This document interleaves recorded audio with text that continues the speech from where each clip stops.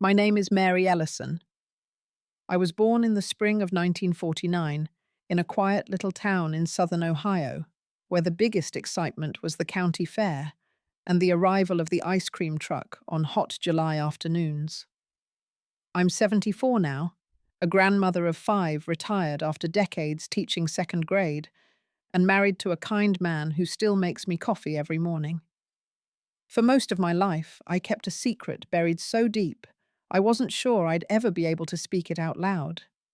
A secret that shaped who I became, how I loved, how I feared, how I learned to survive. I never told my students, never told my neighbors, not even my own children.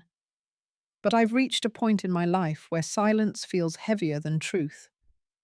The weight of not telling has followed me like a shadow, and now that I've lived long enough to understand the shape of my story, I feel like I owe it to the younger version of myself, and to anyone else who might still be carrying pain in silence to finally say it. Because sometimes the people meant to love you the most can be the ones who hurt you the worst. That sentence might sound dramatic to some, but for me it's not a metaphor. It's the plain, unvarnished truth. What I'm about to share isn't easy. Even after all these years, it still feels like walking barefoot across broken glass. But I believe there's a kind of healing that comes only from honesty, and I'm not afraid of the pain anymore. I grew up in a modest house on Meadow Lane, just off the old highway that used to be the main road through town before they built the bypass. My parents, Hank and Lorna, were hard-working, church-going people. My father drove long-haul routes for a freight company, often gone for days, sometimes weeks at a time. My mother was a homemaker who also sewed and altered clothes for the ladies in town. We weren't rich, but we weren't poor either. It was the kind of neighborhood where everyone knew your name and your business. Except, as I would later learn, the things you were too ashamed to tell. I was the youngest of 4, the only girl. My 3 older brothers, Ray, Carl, and Jesse, were strong, popular boys. They played baseball at the high school and helped my dad change the oil on the pickup. To the outside world, they were golden sons. And to me, for a long time, they were my protectors. At least I thought they were. Looking back, I can still remember the way people used to smile when they saw me walking between them on the way to school. They'd say I was lucky, the baby of the family with 3 older boys to look out for her. But things aren't always what they look like on the surface. I've learned that the masks people wear in public can be very different from what they show behind closed doors. There's a photo I used to keep in a drawer for years. It was taken on the 4th of July in our backyard. I was maybe 7, standing in front of the picnic table with a sparkler in each hand. My mum's potato salad was on the table and my dad was flipping burgers on the grill. My brothers were behind me, arms crossed, half smiling. I looked happy in that picture. I looked safe. But that safety didn't last. I want to say that everything changed in an instant. That one moment split my life into before and after. But it didn't happen like that. It started slow, subtle, like a drop of ink spreading through a glass of water. Little moments that didn't feel right, but that I didn't understand until it was too late. A glance that lingered too long. A touch that made me flinch. A voice that lost its warmth. The first time something truly awful happened, I was 13. My mother had gone out to deliver some finished dresses to one of her clients. My father was halfway across the state on a route that would take him 3 more days. I was supposed to be doing the dishes. The kitchen window was open. It was warm outside. I remember the breeze. And then I remember the sound of footsteps behind me. That moment marked the start of a period in my life that I can only describe as a living hell. But I'm not here to tell a horror story just for the sake of it. I'm here because I survived. Because I found a way through. And because I know there are people out there, maybe someone watching this, who's still in the middle of their own silent pain, thinking they're the only one. You're not. I've spent decades carrying this truth quietly, afraid that speaking it would unravel everything. I was terrified that if I told my story, it would hurt the people I love, or that no one would believe me, or that I'd be blamed somehow. That fear kept me quiet for far too long. But now I know better. I don't need to be quiet anymore. I don't owe silence to anyone who ever hurt me. And maybe, just maybe, by telling my story, I can help someone else find their voice too. So if you're still with me, thank you. It means more than I can say. And I hope you'll stay with me a little longer. Because what comes next, well, it's not easy. But it's real. And sometimes real is what we need most. In the summer of 1963, Meadow Creek was the kind of town where nothing ever seemed to happen. We lived in a single-story white house with green shutters and a wraparound porch that creaked when you walked across it. My father built that porch himself with help from my older brothers, and every year he'd repaint the railings just before Memorial Day. Our backyard was lined with lilac bushes, and in spring the whole neighborhood smelled like fresh blossoms and cut grass. I was 14 that year, the youngest in a house of 6 and the only girl. My brothers Ray, Carl, and Jesse were tall, athletic, and full of mischief. But when they were around me, they always softened. People used to say I was my father's pride and joy, and they were right. He used to call me his little Mary May, even though my birthday was in April. He'd come home from his truck routes with little gifts in his shirt pocket. Peppermints, tiny rubber animals, sometimes postcards from places I'd never heard of. I still remember how he'd scoop me up and carry me into the house, even when I was almost too big to hold. We were what folks would call a picture-perfect family. My mother, Lorna, kept the house spotless and always had something cooking on the stove. She wore floral aprons and hummed Patsy Cline under her breath. On Sundays, we sat together in the same church pew, my father's hand resting on my shoulder, while the boys elbowed each other behind us, trying not to laugh at the preacher's booming voice. Dinner was at 6 sharp. Meatloaf on Mondays, chicken on Thursdays, and spaghetti every other Saturday. We took turns setting the table, and my father would quiz us on our spelling or make us recite state capitals just for fun. We'd groan and complain, but secretly we liked it. It made the house feel alive. My brothers were everything you'd expect from boys growing up in a rural town. Ray was the oldest, quiet but commanding. Carl, the middle one, was loud and always telling jokes. Jesse, closest to me in age, had a sly grin and a soft spot for animals. The 3 of them played baseball in the summers, shoveled snow in the winters, and got into just enough trouble to keep my parents on their toes. They were protective of me, or at least that's how it seemed. When I walked to school, Jesse would trail behind me just far enough not to embarrass me, but close enough to step in if someone gave me trouble. When I scraped my knee climbing the oak tree out back, Carl carried me inside, yelling for Mum while holding me like I might break. And Ray, though, always reserved, once punched a neighbor boy for teasing me about my freckles. I never doubted they loved me. I slept in the smallest bedroom right across the hall from my parents. My window faced the front yard, and I used to lie in bed watching the headlights of passing cars flicker across the ceiling. My mother kept a soft lamp beside my bed, and every night before I went to sleep, my father would peek in and whisper good night.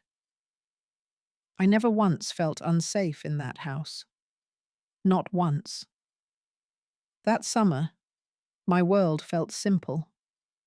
I spent my days reading Nancy Drew, helping Mum hang laundry, and riding my bike down the gravel road that led to the creek. The boys built a rope swing there, and sometimes when they were in a good mood, they'd let me join them even though I wasn't much fun to them anymore. I was getting taller, my body starting to change, and I didn't laugh as freely as I used to. Still, I felt loved. I felt safe. That was the world I knew. In the evenings, we'd all gather around the black and white TV to watch Bonanza, my father in his armchair, my mother knitting, and the rest of us sprawled on the carpet. I used to rest my head on Ray's knee or lean against Jessie's shoulder. If you saw us, then you'd think we were the kind of family you'd want to be part of, the kind where nothing could ever go wrong. My father had a deep, steady voice that made everything sound like a promise. He wasn't a man of many words, but when he spoke, we listened. He'd often say things like, "Family comes first," or "You boys take care of your sister. She's a gift." I believed him. I believed in all of it. The routines, the rituals, the rhythms of our life. Everything made sense back then. Even the hard parts, like when my father had to leave for long hauls or when money got tight, didn't feel like real threats. We were a unit. We leaned on each other. Looking back, it's hard to reconcile the warmth of those memories with what came after. But that's the thing about childhood. You see what you're meant to see. You believe what you're told. And I was told that my family loved me, that they would always protect me. There's one afternoon I still remember in vivid detail. It was late August, just before school started again. I was helping my mother make peach preserves in the kitchen. The whole house smelled like sugar and fruit. My father was away, and the boys were out back, chopping firewood. The radio was playing softly some twangy country tune, and my mother was humming along. She wiped sweat from her brow and said, "You know, Mary, one day you'll be the kind of woman men write songs about." I laughed, not understanding what she meant. I didn't feel like anything special. But in that moment, standing barefoot in our little kitchen, wearing an apron too big for me, and my hair tied up with a ribbon, I felt something close to magic. Like the world made sense. Like life was exactly as it should be. That was the last summer before everything changed. At the time, I didn't know it. I didn't feel a storm coming.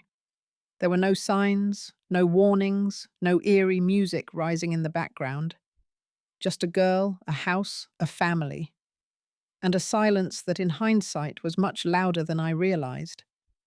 What I want to say is this evil doesn't always come with a shout. Sometimes it arrives in quiet moments when your guard is down and your heart is open. And sometimes it wears the face of someone you love. But I didn't know that yet. Not then. It was a Wednesday afternoon in early September, one of those still warm days when summer hasn't quite let go. School had only been back in session for a week, and I had just come home, my backpack slung over one shoulder, the smell of crayons and pencil shavings still on my hands. My mother was bustling around the kitchen, tying a scarf around her hair, as she got ready to deliver a dress she'd finished hemming for a neighbor. She gave me a quick kiss on the forehead and told me she'd be back before dinner. My father was out on a route. The boys were home early from football practice because coach had come down with the flu. It all felt routine. Nothing unusual. Just another quiet day. After Mum left, I wandered to the living room and turned on the TV. One of those old Western reruns was playing, and I stretched out on the carpet with a glass of orange juice. I could hear my brothers in the kitchen, their voices low, a little more serious than usual. I didn't think much of it. Boys talked that way sometimes, like they were keeping secrets that had nothing to do with me. Ray came into the room first. He didn't say anything at first, just stood behind the couch, watching the screen like he was interested in the show. But I could feel his eyes on me more than the TV. He asked what I was watching, but his voice was quieter than normal, almost forced. I told him the name of the show and kept my eyes on the screen. He walked around the couch and sat down beside me, closer than usual. That in itself wasn't strange. Ray was my big brother. He'd read me bedtime stories when I was little, helped me learn to ride my bike and bandaged my knees when I scraped them on the driveway. But that day, something about him felt different, like he wasn't quite Ray. He reached for my glass and took a sip, then handed it back. I remember thinking that was odd. He never drank after me. Then he laughed, but it wasn't a real laugh. It was flat, a little too slow, like he was pretending to be relaxed. The room felt smaller. I shifted away just a little, but he leaned in closer. He put his hand on my shoulder. At first, I didn't move. It wasn't rough or anything, just a hand. But then his thumb brushed the edge of my collarbone, slow, deliberate. I went cold. It wasn't the touch itself. It was the way he looked at me while doing it, like he wasn't my brother, like he didn't even see me. My voice caught in my throat. I said I needed to check on the laundry, and I tried to stand up, but he kept his hand there a second longer than he should have, just long enough to make me feel stuck. Then he pulled away and smiled like nothing happened. I got up and walked down the hall to the laundry room, my heart pounding. My legs felt like rubber. I stared at the spinning washer for what felt like forever. I didn't understand exactly what had happened, but I knew something wasn't right. Something had shifted. I waited there until I heard Carl call out that dinner was ready, even though Mum wasn't back yet. I didn't answer right away. I was frozen in that space between confusion and dread, trying to convince myself it was nothing, that I was being silly. Maybe I imagined the whole thing, but deep down I knew I hadn't. Something had started, and I wasn't sure I could stop it. I don't remember what day it was, only that the light outside had started to fade, and the air smelled like rain was coming. I was in the hallway, carrying folded towels from the dryer, when Jessie called out that Carl needed help moving something in the garage. I hesitated, but I was always the helper, always the one who didn't want to make trouble. I walked out back, and the moment I stepped into the dim space, the door shut behind me. The sound echoed like a slap. Carl was there, leaning against the workbench, and Ray stood near the door. Jessie was already inside. Something in their eyes felt off. Not angry, not playful, just blank, like they'd rehearsed something they didn't want to think too much about. I froze. I tried to say I had homework, that Mum would be home soon, but they didn't move. I think I knew then, somewhere deep in my gut, that this wasn't about moving a shelf or finding an old box. The air turned thick, heavy, like I couldn't breathe right. Carl said I was too pretty to be so shy. Jessie laughed, but it didn't sound like Jessie. It sounded like a stranger. My hands went cold. My voice didn't work. My feet felt nailed to the floor. When Ray stepped forward and took the towels from my arms and dropped them onto the workbench, something cracked inside me. I wasn't Mary anymore. I was just a body stuck in a room with no windows, no air, no way out. They didn't hit me. They didn't yell. They didn't need to. Their silence said everything. It was the silence of knowing they could do what they wanted, and no one would believe me if I told. I kept my eyes closed most of the time because looking at them made it worse. I didn't cry until after.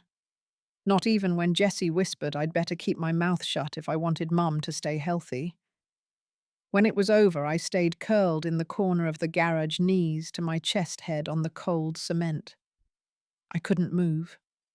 I couldn't think. I wanted to scream, but my throat wouldn't open. My body ached in a way I didn't have words for. I felt like I'd been erased. I don't know how long I stayed there. When I finally stood up, the towels were still on the bench, limp and wrinkled. I carried them back inside like nothing had happened. I set the table. I filled the water pitcher. I waited for my mother to come home. When she walked in the door, she smiled and said the client loved the dress. I nodded, my lips tight, my eyes avoiding hers. I didn't know how to tell her what had happened. I didn't know how to ruin her world, the way mine had just been shattered. That night, after everyone went to bed, I went to the bathroom and locked the door. I filled the tub with the hottest water I could stand. I scrubbed until my skin turned red and raw. I washed and washed like the shame might go down the drain if I tried hard enough. When I finally sat back on the tile, my skin still wet. My hands shaking, I looked at my reflection in the mirror. I didn't recognize the girl staring back at me. I didn't see Mary. I saw someone broken. And worse, I knew I couldn't tell anyone, because if I did, everything would break. The morning after I got dressed like I always did.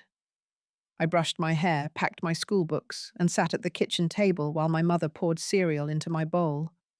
She was humming again, something cheerful, something ordinary. I watched her hands move and felt a scream inside me that I couldn't let out. Everything looked the same. The wallpaper, the ticking clock, the soft clatter of dishes. But I wasn't the same. I felt like I'd slipped behind a curtain no one else could see. My body moved, my lips answered questions, but none of it felt connected. It was like I was watching myself from somewhere else. At school, I stared out the window more than I listened. My grades, once steady, started to slip. Teachers asked if I was tired, maybe sick, but I just smiled and said I was fine. That word fine became my shield. I said it so often I almost believed it. At night, I kept my door locked. I told my mother I needed more privacy now that I was growing up. She smiled and nodded, happy to see me acting more mature. I wanted to tell her everything. I wanted to fall into her arms and cry until there was nothing left. But the words wouldn't come.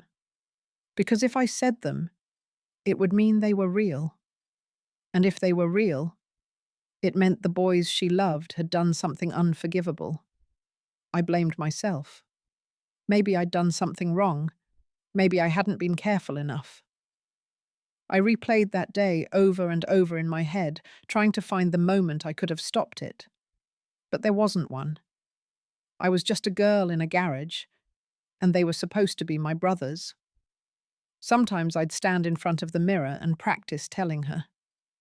I'd whisper the words, just to see what they sounded like. But my voice always cracked. My stomach would twist, and I'd back away from the mirror like it had betrayed me. What if she didn't believe me? What if she thought I made it up?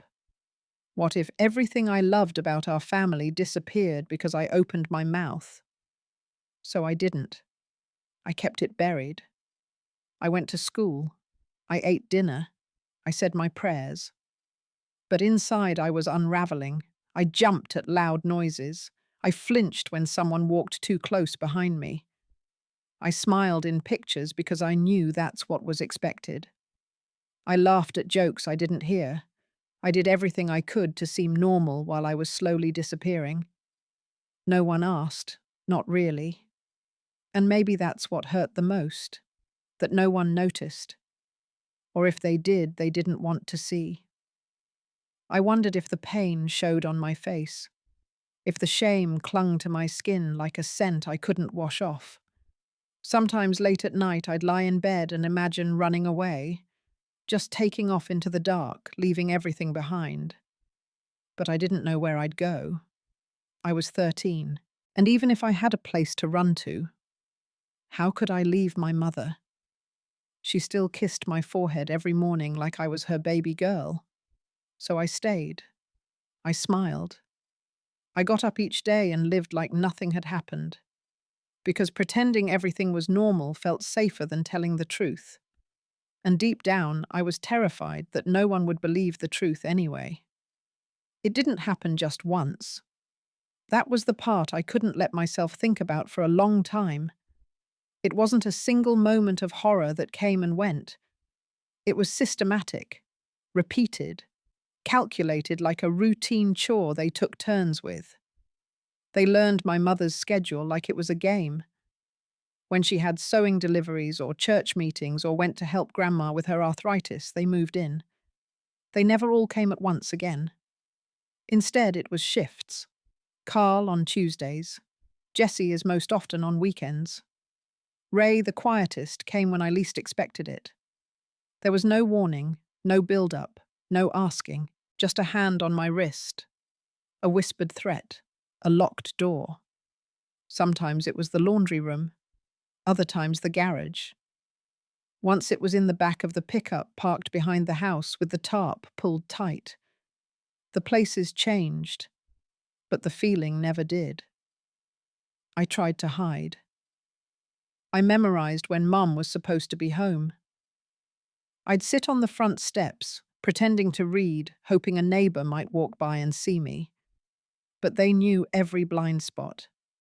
They knew when Dad would be away, when the street was quiet, when no one would hear me even if I screamed. So I stopped fighting. I stopped crying. I let myself become numb, like a light switch flipped off. If I didn't feel it, maybe it wasn't really happening. If I held still and quiet, maybe it would end faster. That's how I learned to disappear inside my own skin. They never looked guilty. Not once. In fact, they were cheerful at dinner. They'd tease me in front of my parents, pat my head, ask me to pass the mashed potatoes, and my mother would laugh, say how close we all were.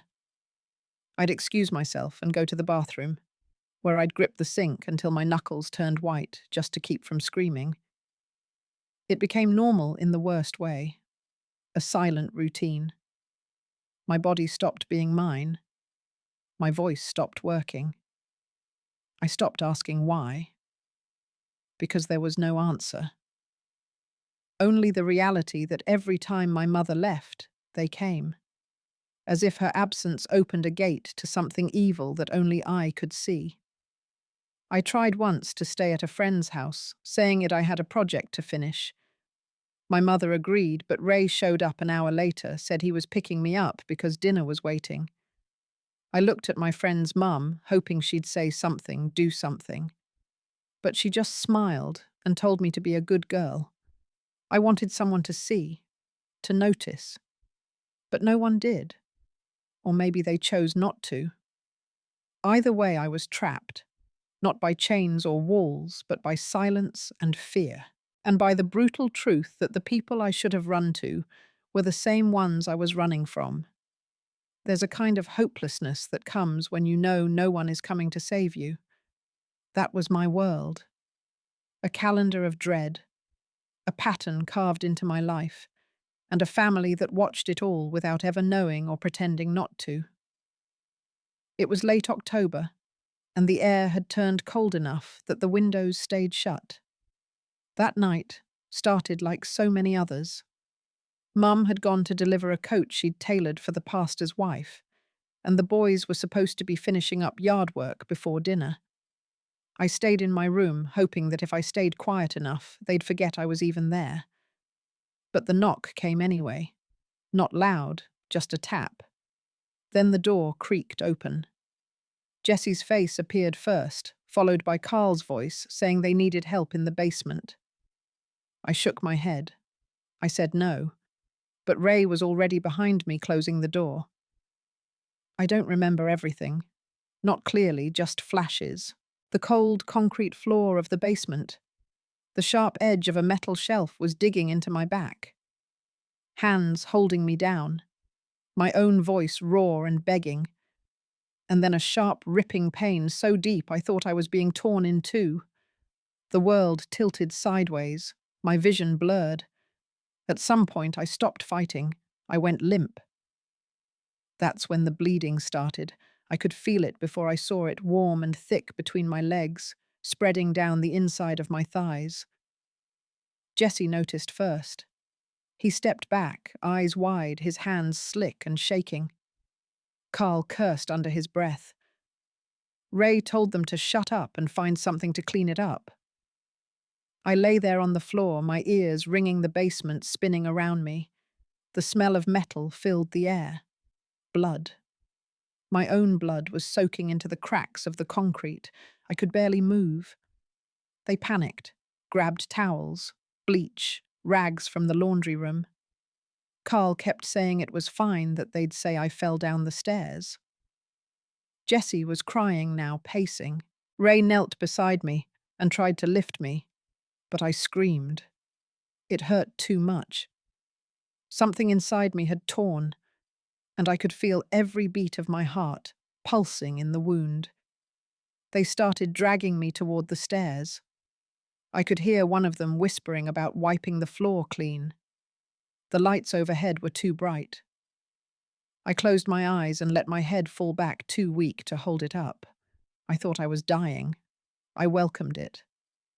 Then the front door opened, loud, slamming against the wall. My father's voice called out. He wasn't supposed to be home until morning. A flat tire, he'd later say. A storm on the highway. Divine timing, if you believe in that sort of thing. I don't know what he saw first. Maybe the blood was smeared along the basement steps. Maybe Carl is frozen in place with bleach on his hands. But I know the sound that came out of him wasn't like anything I'd ever heard before. A roar, deep and full of horror. He rushed down the stairs. Ray stepped back. Jesse tried to speak. My father didn't let him. He knelt beside me, lifted me with arms that had carried me 100 times before, and held me close like he could put me back together just by holding tight enough. Everything after that moved in blurs. The hospital lights, the nurse's voice, the police officer's notepad. But what I remember most was the way my father's hands shook as he stroked my hair, the way he whispered that he was sorry, over and over, like maybe, just maybe, he believed he should have seen it all along. The hospital smelled like bleach and plastic. The lights were too bright, the walls too white, and everything felt like it echoed. I lay there barely able to move with a thin sheet over me, and my body aching in ways I still didn't understand. The nurses were kind, but their hands were careful in a way that made me feel small. The doctor who examined me didn't say much at first, just furrowed his brow and asked gentle questions that I couldn't answer without looking away. Then he left the room, and when he returned, he had a different look in his eyes. Serious, heavy. They asked for my father. When he came in, I saw his face crumble before he even opened his mouth. His voice cracked as he begged the doctor to explain. I turned my head away. I couldn't bear to see him cry. They told him what they found, that this wasn't the result of one fall. The injuries were consistent with long-term abuse, that there were old scars no 13-year-old should have. My father let out a sound I didn't know he was capable of. Raw, guttural. He sank into the chair beside me and covered his face with both hands. Then the questions started. A police officer, a social worker, a notepad. I could feel the weight of it pressing down on me. They wanted names, they wanted details. But all I could think about was my mother, her smile, her church friends, the way she still thought our family was something to be proud of. So I lied. I said I didn't know who did it. I said it was someone from town, a stranger who'd followed me home. I watched the disbelief flicker in their eyes. But they didn't push. I was just a child, after all. A child covered in bruises lying through her teeth to protect the monsters who shared her dinner table. That night, a woman from Child Protective Services sat beside me with a clipboard. She asked me to tell her everything from the beginning. I looked at her soft face, the way she leaned in like she wanted to help, and I still couldn't do it. I told her I fell, that maybe I had wandered off and someone took advantage. I saw her writing, nodding, believing what she had to believe. And when she asked again if I was sure it wasn't someone in my family, I looked her straight in the eye and said no, not my family, never them. The lie burned as it left my mouth. She gave me a small stuffed bear, something soft to hold, and said I was brave. But I didn't feel brave. I felt hollow, like something inside me had finally broken and couldn't be put back together. As she left the room, I sat there alone, staring at the wall, clutching the bear, like it could keep me from floating away. I thought if I kept quiet, I could fix things, that I could protect the people I loved, even the ones who didn't deserve it. But what I didn't know then was that silence can be just as loud as truth, and that some lies don't disappear. They echo, They cling, and they shape who you become. After the hospital, nothing went back to normal. My father didn't say much, but something in him had shifted. He became quieter, more watchful, like he was always listening for a sound that hadn't come yet. He started asking questions. Not to me, not directly, but I heard him on the phone late at night, talking in low tones to old friends, neighbors, even the school principal. He asked about my brothers, about their behavior, their routines, things they might have seen or heard. At first, everyone told him what he expected to hear. Good boys, polite, helpful around the house. But the longer he dug, the more cracks he started to find. Someone mentioned Jesse skipping class. Another said Carl had been hanging around places he didn't belong. One neighbor even said they saw Ray push me once when I didn't know anyone was looking. He didn't confront them, not right away. But I saw the way he started watching them. At dinner, he barely ate. His eyes followed every movement. His hands stayed clenched on the table like he was holding something inside that might explode if he let go. Then came the night I heard him and my mother fighting. It was past midnight. I was lying in bed, staring at the ceiling when their voices rose through the floorboards. It started with money, with some bills that hadn't been paid. But then it turned sharp, and then it turned dark. He said something about the garage, about blood, about the doctor's words, and the look in my eyes. My mother pushed back. She said he was tired, that the stress was making him see things that weren't there. But then he said it. What if it was them? The silence after that line was deafening. I don't think I breathed. My father's voice cracked when he said it again. What if it were our boys? What if it wasn't some stranger? What if the horror happened right under our roof? My mother screamed, not in fear, but in denial. She called him cruel sick in the head and said no father would ever say such a thing about his own sons. But he didn't back down. He said he knew something was wrong, that he saw it every time he looked at me. He said I hadn't smiled in months, that I flinched when they walked by. I never let the boys near me anymore. And he said a father should know when his daughter is broken. He broke down then. His voice crumbled. I heard the sound of glass hitting the floor. Maybe a cup. Maybe something he threw. And then silence again. A silence that lasted until the next morning when everyone pretended nothing had happened. But the damage was done. The doubt had been spoken. And once it was out there, it couldn't be taken back. My father had cracked the picture frame we all clung to, and now nothing looked the same. It happened on a Sunday afternoon, one of those strangely quiet days when the air feels heavy for no reason. My father had come home early from a shift and said he forgot his toolbox. He stepped inside, walked down the hall, and stopped when he heard voices behind the closed door to the basement. He didn't mean to eavesdrop. But then he heard Anthony's voice, low and sharp, telling Jesse to shut up before he said something stupid in front of Dad. Then Carl chimed in, warning that if I ever opened my mouth, it would be my word against theirs. My father stood frozen. His grip on the doorknob turned white. He opened the door without a word. The three of them jumped, faces pale, eyes wide like cornered animals. My father didn't yell. Not at first. He just said one word. Living room. Now. I was upstairs when I heard it. The shift in tone, the sudden stomp of boots. I came down slowly, my legs like stone. When I walked in, everyone was already there. My mother stood stiff by the sink. My brothers sat on the couch, silent, tense. My father was in the center of the room, breathing hard like he'd just run a mile. He looked at me, just looked. And then he said, "Tell me the truth." My mouth went dry. I couldn't speak, but something in his eyes shattered. Desperate begging cut through every wall I'd built. I stepped forward. My hands shook. My heart raced.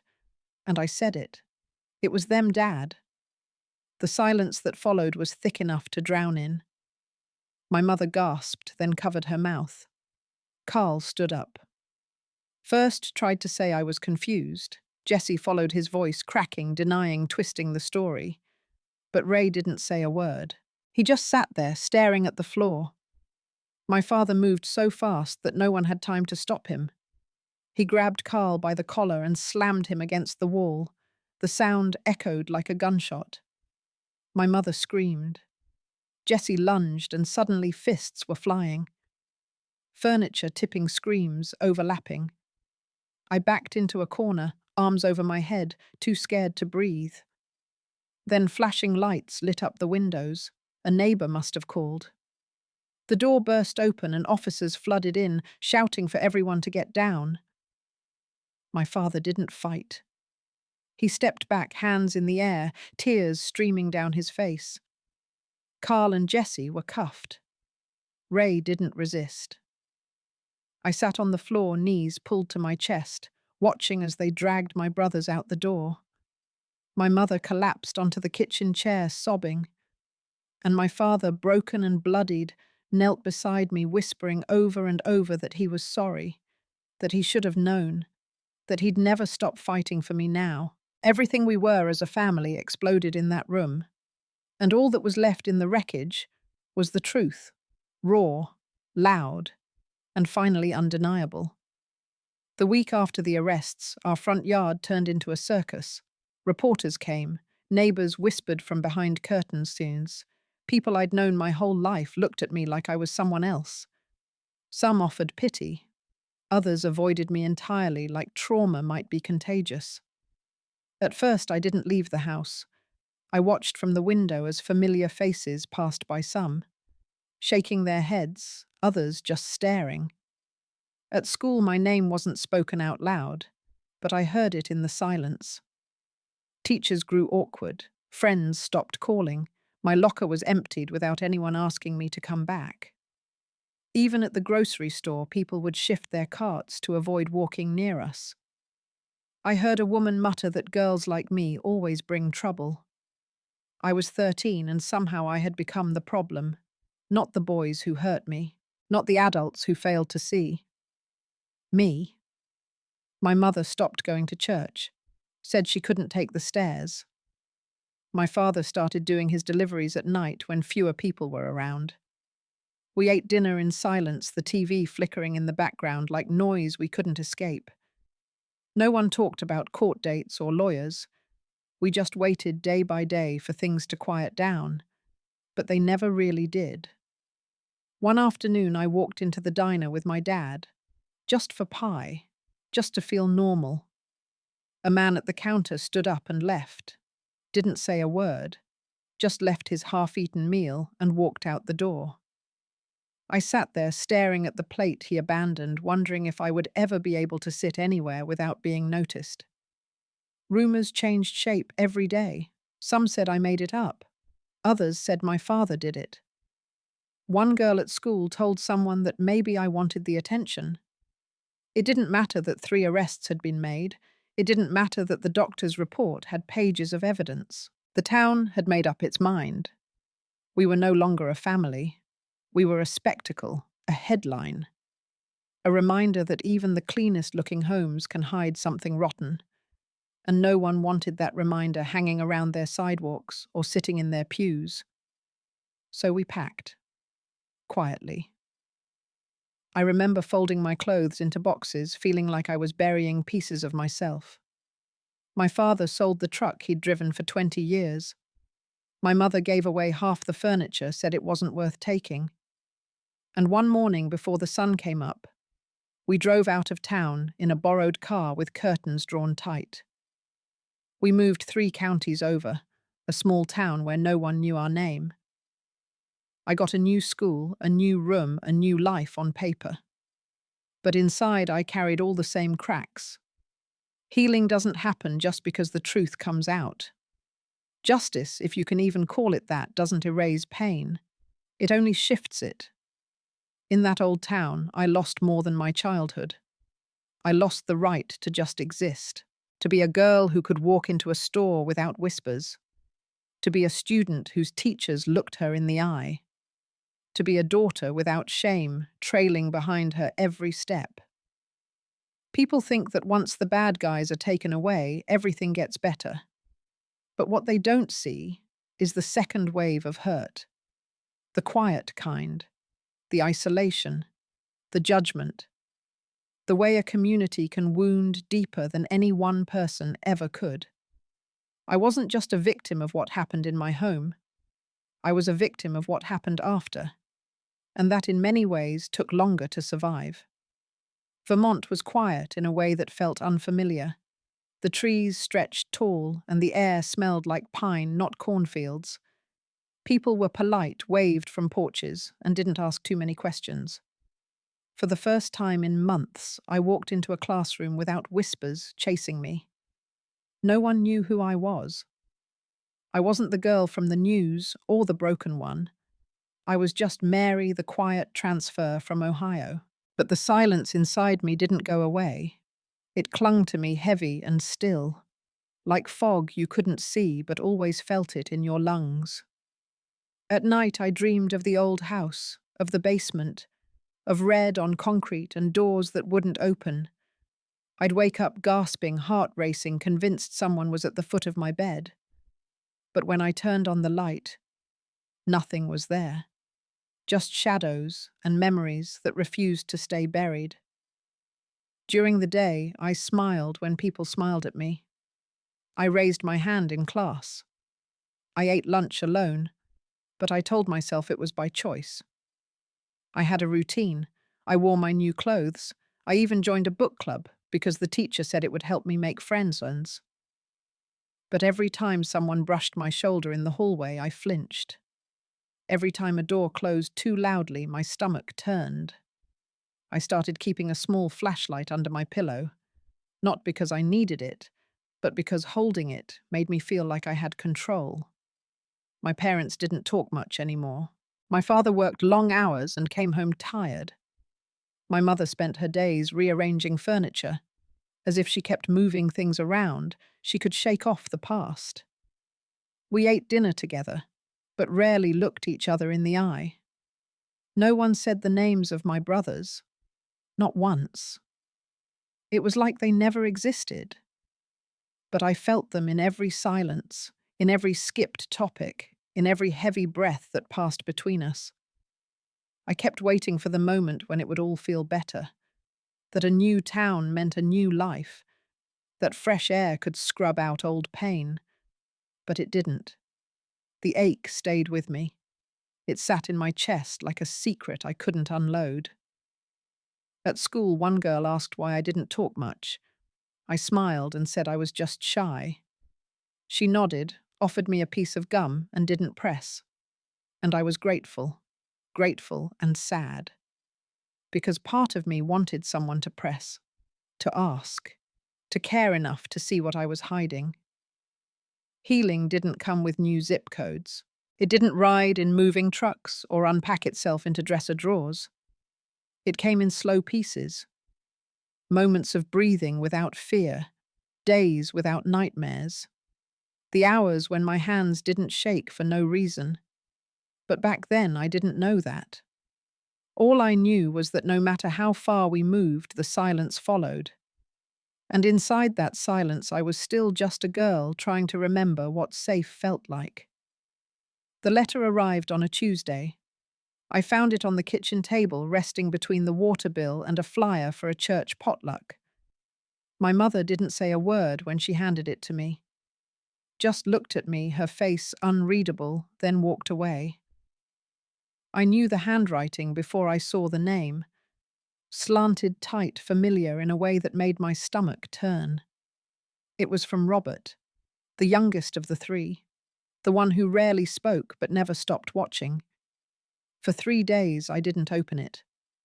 I hid it under my mattress, as if the paper itself might infect the air around me. Part of me wanted to burn it.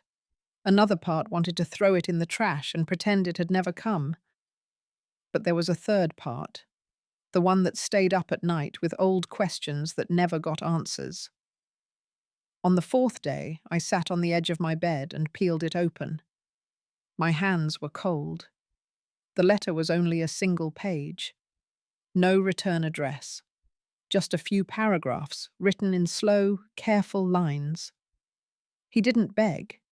He didn't ask for forgiveness. He wrote about shame, about nights he couldn't sleep, about moments he saw my face and felt like the world should swallow him whole. He said he knew what he did was evil, that no explanation could undo it. He said he was sorry. I read the letter twice, then a third time. Each word felt like a stone, heavy and cold, pressing on my chest.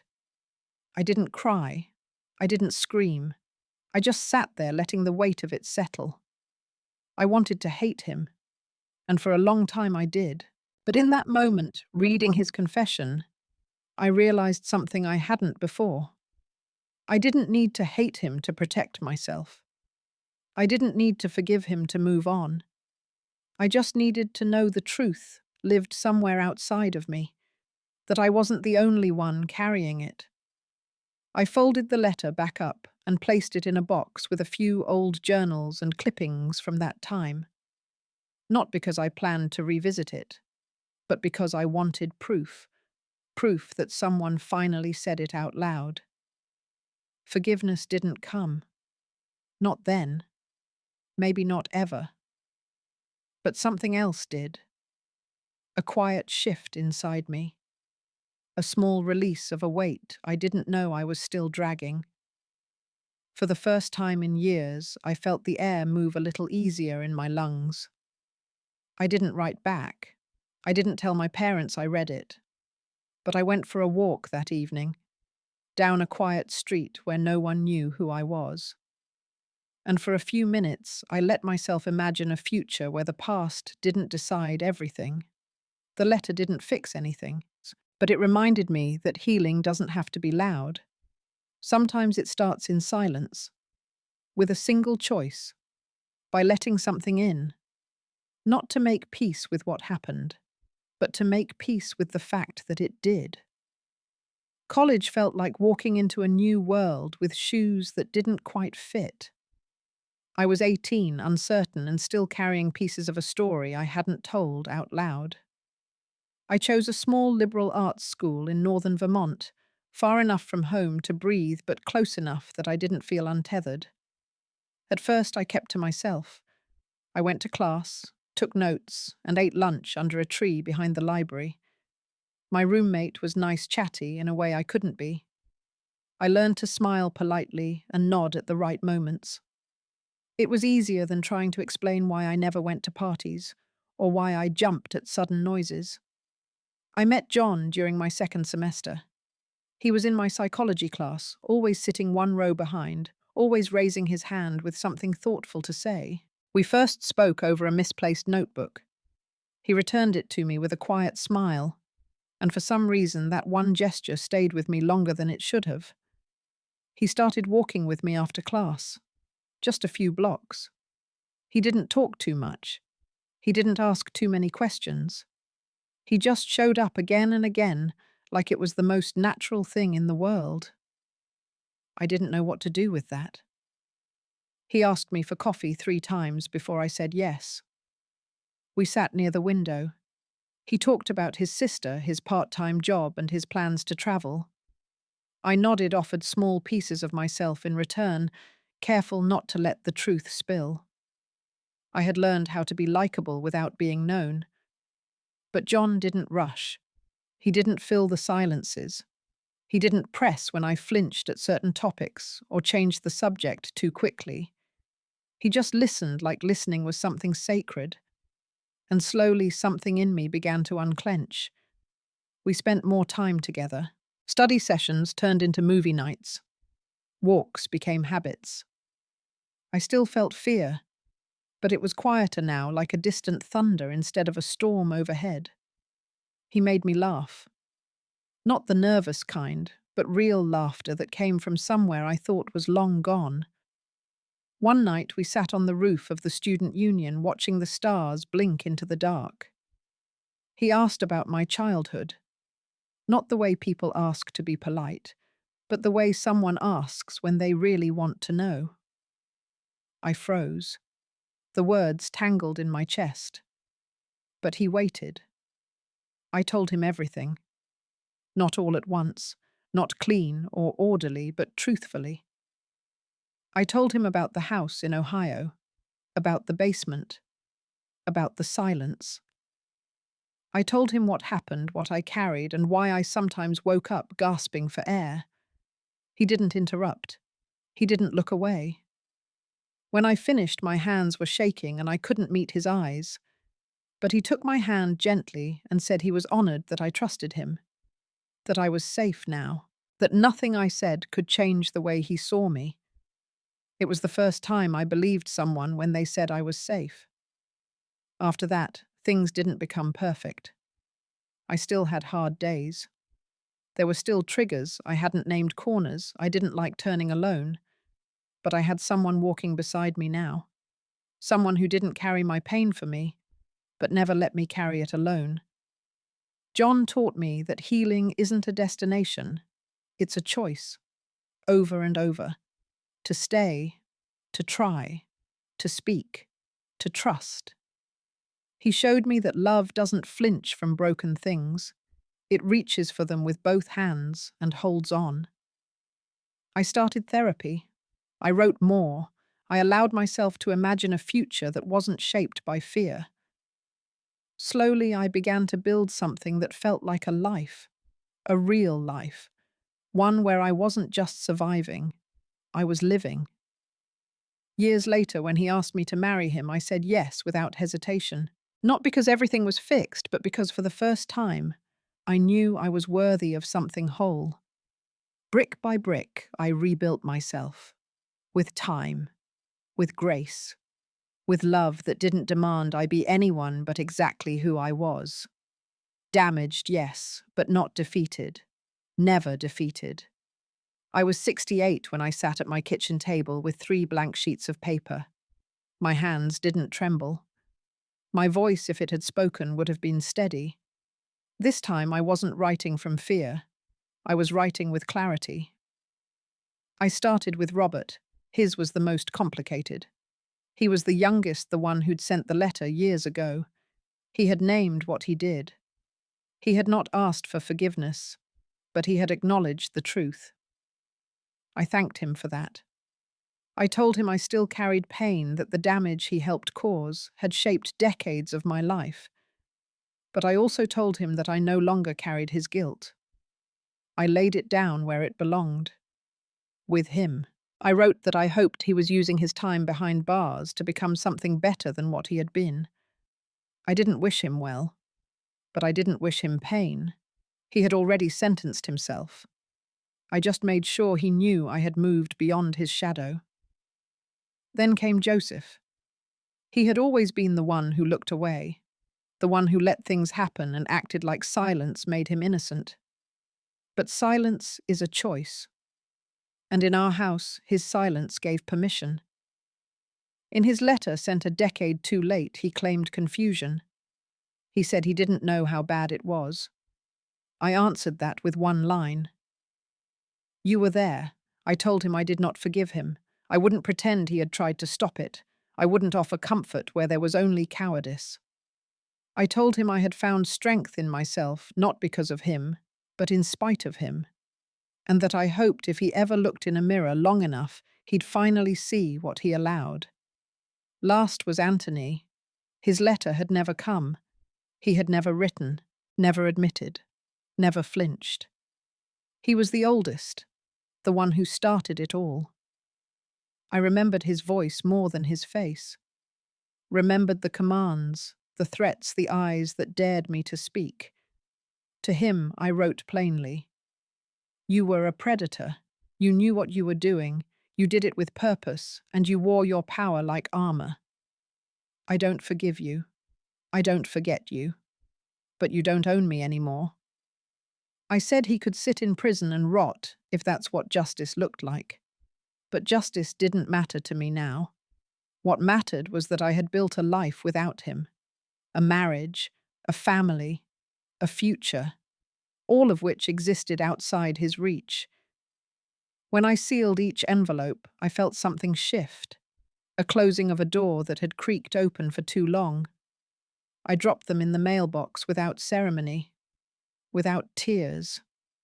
And when I walked back into my house, I didn't look back. That evening I sat with John on the back porch, the sun dipping behind the hills. I didn't tell him what I'd done. I didn't need to. He could see it in the way I moved, the ease in my breath, the lightness in my voice. For the first time in over 50 years, I felt free. Not because they were gone, not because they'd suffered, but because I had chosen not to carry their weight anymore. I had told the truth. I had claimed my voice. I had faced them without fear. I am not their victim. I am my own survivor. And every day I wake up, I prove it all over again. He wrote again when I was 74. Just a short letter. No drama, no pleading. He said he'd be released soon. Said he didn't want anything. Just wondered if I would meet him once, not to fix anything, just to see each other before we were both too old to matter. I held on to the letter for weeks. I walked past it on the kitchen counter every day. I wasn't angry. I wasn't afraid. I just needed to be sure I wasn't saying yes out of guilt. One morning I sat with my tea and realized something simple. I didn't owe him anything, but I owed myself closure, so I said yes. We met at a diner just outside town. Small place, clean booths, quiet music. I chose the time. Mid-morning when the breakfast rush was over and the lunch crowd hadn't started. I wore grey slacks and a soft blue sweater, something that made me feel steady. When I walked in, he was already there, thinner than I remembered. Older, of course. But his eyes were the same, still too quick, too restless. He stood when he saw me, then sat again when I gave the slightest shake of my head. We didn't hug. We didn't shake hands. We just sat. The waitress brought coffee. He ordered toast dry. I didn't order anything. For a while we didn't speak. The silence wasn't heavy. It just existed like two people waiting for the right breath. He spoke first. Said he didn't expect me to come. Said he didn't know what he hoped for. I told him I came for myself, because I needed to see him as he was now, not as a nightmare, not as a memory, just a man. He nodded. He didn't say he was sorry. He didn't ask for forgiveness. He said prison gave him too much time to think. He said he had read books, gone to therapy, and spent years trying to understand the monster he had become. He said he knew it didn't change anything. And I told him he was right. It didn't. I told him I had a husband now, children, grandchildren. I told him I built a life worth living. I was full of joy and love and mornings that didn't start with fear. He looked at the table, nodded again, and whispered that he was glad. There were no tears, no drama, just two people who had once shared a house and a horror trying to breathe the same air again. I asked him one thing, if he ever thought about telling the truth in full, publicly. He said he had written it down, all of it, and left instructions for it to be released when he was gone. That was enough for me. I stood to leave after 47 minutes. I had counted, not for punishment, but for control. I wanted to own the moment, the timeline, the ending. He asked if he could walk me to the door. I said no, but I thanked him. Not for what he did, but for meeting me as a person, not a ghost. He nodded one last time. I walked out. The wind was crisp, the sky open. I stood on the sidewalk, took a breath, and felt something lift. Not all at once, but real, tangible, like air moving in a room that had been sealed too long. I didn't cry. I didn't look back through the glass. I just walked to my car, turned the key, and drove home. I had faced him, on my terms. I had spoken not as a broken girl, but as a woman who had built her life brick by brick. I chose to meet him not to forgive, not to heal him, but to free myself. And as I pulled into my driveway, I whispered the words I had waited a lifetime to believe. I chose happiness. I chose life.